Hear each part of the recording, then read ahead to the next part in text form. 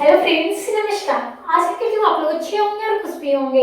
विद्यार्थी अकेडमी 2.0 पे आप सभी का स्वागत का अभिनंदन है। तो आज मैं आप लोगों के लिए लेकर आ चुकी हूँ बीएड फर्स्ट ईयर से रिलेटेड वीवीआई क्वेश्चन, जिसमें आप लोगों को बताया जाएगा विषय वस्तु के पठन एवं पाठों पर प्रभाव किस प्रकार से होते हैं वो। तो आज आप लोगों को EPC1 यानी reading is reflection on the text में आप लोगों को क्या करनी है, विषय वस्तु पे पठन पर प्रभाव पर क्या जो हो आप लोगों को वो बतलाया जाएगा। प्रभाव किस प्रकार से पड़ते हैं ये सारी जानकारी देगी। इससे पहले आप लोग क्या करिएगा, विद्यार्थी अकेडमी 2.0 को फॉलो कर लीजिएगा, सब्सक्राइब कर लीजिएगा, ताकि आप लोग क्या करिएगा, आप लोगों के पास कोई भी नोटिफिकेशन हो आप लोगों के पास तुरंत ही पहुंच जाएगा। और क्या करिएगा, यहाँ पे क्लास को लाइक कर लीजिएगा, क्लास में कमेंट कर लीजिएगा कि आप लोग किस यूनिवर्सिटी से हमारे क्लास को देख रहे हैं। अगर बिहार की कोई भी यूनिवर्सिटी से आप लोग हमारे क्लास को देख रहे हैं तो आप लोगों को क्या होने वाली है, तो आप लोगों को बेहतरीन तरीके से बीएड का कोर्स फ्री में कराया जाएगा। तो आप लोग अगर बिहार से हो तो आप लोगों को तो बिल्कुल मुफ्त है। आप लोगों को नोटिफिकेशन, पीडीएफ या क्लास, ये तीनों चीज आप लोगों को फ्री मिलने वाला है। कोई भी पैसा नहीं, 1 रुपया भी नहीं आप लोगों से मांगा जाएगा और नहीं देना भी है। ये रोशनी मैम खुद ही आप लोगों को कह रही। तो इसीलिए मैं आप लोगों को बताना चाहती हूँ जिनका भी सेशन 25 से 27 है, 26 से 28 है, और खास करके 25 से 27 बच्चे वाले को मैं बताना चाहती हूँ EPC1 का एग्जाम 20 के बाद होने वाली है। तो इसके लिए मेरे साथ जुड़े रहे, रोशनी मैम के साथ जुड़े रहे और बढ़िया तरीके से क्लास करें। चलिए अब हम लोग क्या करेंगे, एक क्लास में एक ही क्वेश्चन जानेंगे। तो क्या है क्वेश्चन आज का, आप लोगों के सामने प्रस्तुत किया जाए और आप लोगों को बतलाई जाए। तो क्या है, तो आप लोगों का क्वेश्चन है, यहाँ पे मैं थोड़ा ड्राइंग बना देती हूँ। क्या, समीक्षा और मूल्यांकन के सारांश का वर्णन करें। क्या करना है, तो समीक्षा और मूल्यांकन का क्या करना है, सारांश का वर्णन करना है। तो किस प्रकार से करनी होगी, तो इसमें आप लोगों को यूनिट 1 में आप लोगों को बतलाई दी गई है कि क्वेश्चन 1 में आप लोगों को एक ही क्वेश्चन रहेगी। तो इसलिए मैं चाहती हूँ कि एक क्लास आप लोगों को एक ही क्वेश्चन दिया जाए, यानी आप लोगों को कोई भी घचमच नहीं करना चाहती हूँ, क्योंकि आप लोगों को अच्छे से क्लास करनी है। ऐसा नहीं है कि किसी भी रामायण भारत को लेकर आपके पास रख देनी है। मैं चाहती हूँ आप लोगों को अच्छी तरीके से क्लास कराना, क्योंकि आप लोगों का बीएड जो है ना टीचर के रूप में है, यानी आप लोगों को टीचर बनना है। ऐसा नहीं कि आप लोग कुछ भी बना के चले आना, कुछ भी लिख देना है, ऐसा नहीं। आप लोग टीचर बनोगे तो बच्चे को पढ़ाना भी आप लोगों को सही तरीका से होगा। नहीं तो अभी देख रहे हैं ना क्या बहुत ही जमाने में चल रहे हैं। इसीलिए अगर कोई इंटरव्यू लेने आ गया तो आप लोग क्या करेंगे, अच्छे से अपनी बातों को बतलाएंगे, समझाएंगे। इसीलिए टीचर एक बनना बहुत ही महत्वपूर्ण है, क्योंकि टीचर अगर बनते हैं आप लोग तो उसमें महत्वपूर्ण बातें क्या है, यही हमारे पढ़ने का और लिखने का और किसी के सामने प्रस्तुत करने की जो समझ होनी चाहिए, बहुत ही आवश्यकता है। इसीलिए हम आप लोगों को कहते हैं रोशन मैम को ज्वाइन कीजिए, ताकि आप लोगों को हर एक क्वेश्चन का अपडेट मिले। चलिए अब हम लोग किसी भी क्वेश्चन के आंसर इस प्रकार से देते हैं, जहां से मैं आप लोगों को बता दूं। चलिए यहाँ पे क्या है, पहला है रिव्यू को हिंदी में पुनरावलोकन, पुनर्विचार या समीक्षा कहा जाता है। इसका आशय फिर से विचार करने, तथ्य का स्मरण करने, उनकी समीक्षा करने तथा महत्वपूर्ण निष्कर्षों तक पहुंचने से है। रिव्यू के माध्यम से शिक्षक अपने पाठ को तैयार कर पुनः प्रमुख बिंदुओं पर विचार करता है और यह जानने का प्रयास करता है कि कौन सा प्रकरण छात्रों के लिए अधिक उपयोगी है और कितने पाठ पढ़ा दिए गए और कितने शेष रह गए हैं। और रिव्यू शिक्षक ये बताते हैं कि उसके शिक्षण क्या क्या दोष रह गए हैं और उन्हें कैसे सुधारा जा सकता है।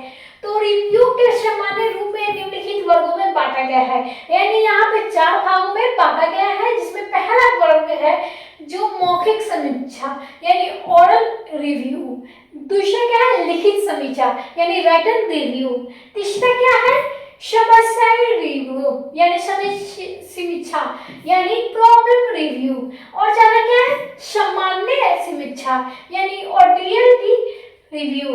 यानी आप लोगों को रिव्यू के सामान्य रूप आप लोगों को पता चल चुकी होगी कि किस प्रकार से है। तो आप लोगों को यहाँ पे साथ नहीं मिली है, यानी परिचय आप लोगों को मिल गई है।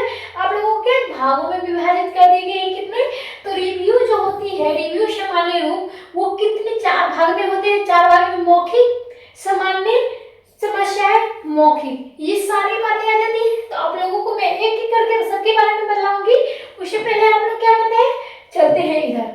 तो इधर क्या है, तो इधर हमारे सामने प्रस्तुत की गई है समीक्षा रिव्यू के विशेषताएं। यानी आप लोगों को भाग पता चल गया, भाषा आप लोगों को नहीं पता चला, परिचय, वो भी सारी जानकारी में हम इसमें देंगे। चलिए उससे पहले क्या करते हैं, तो रिव्यू के विशेषताएं जान लेते हैं। जो निम्नलिखित विशेषताओं में से है, जो आप लोगों को 10 है, यानी एक एक करके हर एक बातों को बताऊंगी। उससे पहले क्या करिएगा, क्लास को शेयर कर दीजिएगा, क्लास को लाइक कर दीजिएगा, ताकि मैं हर एक अपडेट अच्छी तरीके से देना चाहूँ। क्योंकि आप लोगों अगर लाइक शेयर कमेंट करते हैं तो मेरा मोटिवेशन बढ़ेगा, मैं आप लोगों को मोटिवेट होंगे और इतनी बेहतरीन तरीके से क्लास दूंगी कि आप लोगों को बीट में 80% लाने से कोई भी नहीं रोक सकता। चलिए क्या है, पहला है समीक्षा उच्च कक्षाओं के लिए प्रभावकारी। दूसरा क्या है, इसके माध्यम से शिक्षक अपने उद्देश्य प्राप्ति में सफल हो जाते हैं। तीसरा क्या है, यह ज्ञान स्थानीय बनाने में सहायक है। चौथा क्या है, इसमें अनौपचारिक अधिक रहती है। पांचवा क्या है, किसी भी तथ्य की समीक्षा की जा सकती है। छठा क्या है, छात्रों में विश्लेषण संश्लेषण की क्षमता का विकास होता है। सातवां क्या है, छात्र एवं शिक्षक दोनों ही सक्रिय होते हैं। क्या होते हैं, तो छात्र एवं शिक्षक दोनों ही सक्रिय होते हैं, जो आप लोगों को 7वां पॉइंट बतलाई गई है। 8वां क्या है, छात्रों को पुस्तकालय में पढ़ने की आदत विकसित होती है। जब बच्चे बैठने का सीख जाते हैं तो उसके बाद क्या, पढ़ने की भी उसकी आदत लग जाती है। तो मैं आप लोगों को बताना चाहती हूँ कि मेरा छोटा सा बेबी है, यानी 3 साल अभी नहीं है, 2.5 साल का है, तो वो अभी आंगनबाड़ी जा चुका है। तो मैं फ्री टाइम हूँ, इसीलिए मैं आप लोगों को बता दूं कि आप लोगों का अभी बीडीआरसी अकेडमी 2.0 पे आप लोगों का क्लास चल रहा है, ताकि आप लोगों को मैं अच्छे से बताऊं कि बीएड में क्या महत्वपूर्ण जानकारी चाहिए, आप लोगों को जो सीधे अच्छे तरीके से समझ में आए। तो चलिए मैं आप लोगों को बता दूं, अभी वो आंगनबाड़ी गया है, वो आएगा थोड़ी देर में, तो आप लोगों को भी कहेगा कि मैं मम्मी के साथ क्लास कराऊंगी। तो इसीलिए मैं क्या करती हूँ, परेशान कर देता है, इसलिए मैं कह रही जाओ तुम पढ़ के आओ, मैं तब तक कुछ काम कर लेती हूँ। पता है अगर क्लास कराते देख लिया तो वो बोलेगा मम्मा ये दो, माइक दो, मैं कैमरा पकड़ूंगी और तुम्हारे क्लास कराऊंगी। तो आप लोग को भी मैं कभी मिलवाऊंगी उससे पहले आप लोग क्लास को लाइक कर दीजिए, क्लास को शेयर कर दीजिए। चलिए क्या है, 9वां, शोध कार्य में यह अत्यंत उपयोगी है। 10वां क्या, आंतरिक मूल्यांकन में उपयोगी है, यानी आंतरिक मूल्यांकन में भी ये उपयोगी है। तो आप लोगों ने समीक्षा रिव्यू की सामान्य जो विशेषताएं हैं वो देख चुके हैं, यानी भागों में कितने विभाजित किए वो भी जान चुके हैं। अब हम लोग क्या रखेंगे, समीक्षा का प्रयोग करते समय किस किस बातों को हमें ध्यान रखनी चाहिए, यानी कुछ गलत हो जाए ये ना करें, यानी ध्यान देना है किस प्रकार से। तो पहला पॉइंट है, इसमें भी छात्रों को योग्यता अनुसार के विभिन्न प्रकरण दिया जाए और समीक्षा के समय निश्चित होना चाहिए। तीसरा, समीक्षा के उद्देश्य निश्चित किए जाने चाहिए कि रिव्यू क्यों किया जा रहा है। चौथा क्या है, समीक्षा के लिए पाठ्य वस्तु प्रकरण देते समय संदर्भ ग्रंथों की प्राप्ति में भी ध्यान रखनी चाहिए। पांचवा क्या है, समीक्षा छात्रों को कारक का भी किया जाना चाहिए। छठा क्या है, छात्रों की समीक्षा देने में उनमें समीक्षा करने की क्षमता का विकास होता है और किसी भी प्रकरण का बोधगमन बढ़ता है। इसीलिए ये समीक्षा प्रयोगों में करते समय इन बातों को हमें ध्यान रखनी है। तो इसीलिए आप लोगों को क्या मूल्य पाठ का सारांश भी बतला जाएगी। तो हम लोग क्या कर रहे थे, तो समीक्षा और मूल्यांकन के सारांश पर वर्णन करना था।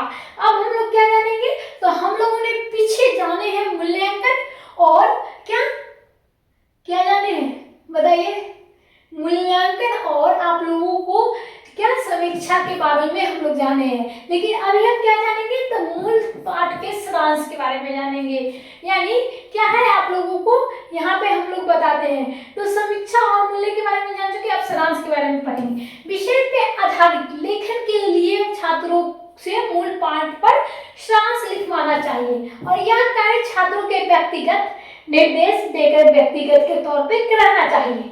इसे सारांश लिखाते समय छात्रों की टिप्पणी और उनकी विषयों पर भी राय पूछनी चाहिए। इसे छात्रों में मूल पाठ को बहुत ही अच्छी तरह से पढ़ेंगे, अन्यथा न तो वो सारांश लिखकर ही पाएंगे।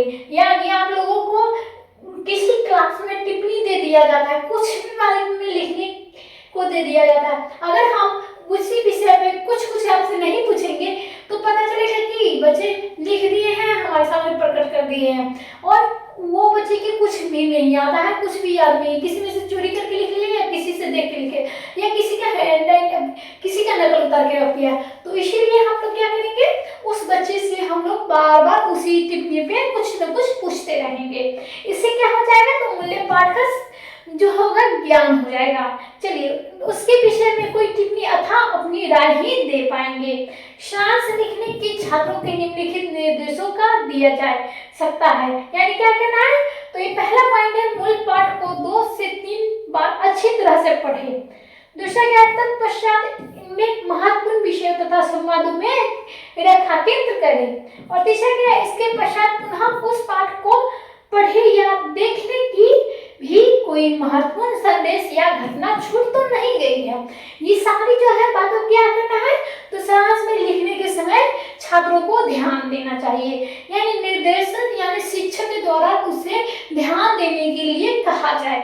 चलिए अब हम लोग क्या करेंगे, आगे हम लोग चलते हैं, जिसमें क्या जाननी है, तो उसमें हमें जानी है चौथा पॉइंट। अभी हम लोग तीसरे पॉइंट जाने, चौथे पॉइंट में क्या है, इसके पश्चात सभी रेखांकित वाक्य को क्रम श्रृंखलाबद्ध करें और उसे शाब्दिक शब्दों में प्रयोग करते समय अपने शब्दों को संक्षिप्त सार लिखें और पाठ का उद्देश्य संदेश तथा महत्वपूर्ण घटनाओं के सार में अवश्य सम्मिलित करें और अंत में उस मूल्य का पाठ पर टिप्पणी लिखें। छात्रों को यह कार्य व्यक्तिगत रूप से देनी चाहिए, जिसमें सभी छात्र अपनी योग्यता तथा क्षमताओं के अनुसार पढ़ने लिखने और समाज के कौशल में विकास कर सके। उससे क्या होगा, तो उसे याद हो जाएगा और उसकी बोधगम्यता भी बढ़ेगी। इसीलिए हम लोग क्या करते हैं, तो इसीलिए हम आप लोगों को बताते रहे हैं कि कोई भी बात को लिखने और समझने की कोशिश करें। यहाँ पे क्या था क्वेश्चन, आप लोगों को समीक्षा और मूल्यांकन की सारांश पर वर्णन करें। तो आप लोगों को जान चुके हैं, क्वेश्चन का आंसर मिल चुका है, तो क्या करिएगा, तो आप लोगों के सामने यहाँ पे आप लोगों को बता दूं कि जाके यहाँ पे BDRS अकेडमी को फॉलो कर लीजिएगा, ताकि आप लोगों को हर एक अपडेट मिलती रहे। यानी आप लोगों को यहाँ पे 2.0 को फॉलो कर लेना है, ताकि आप लोगों को हर एक अपडेट मिलती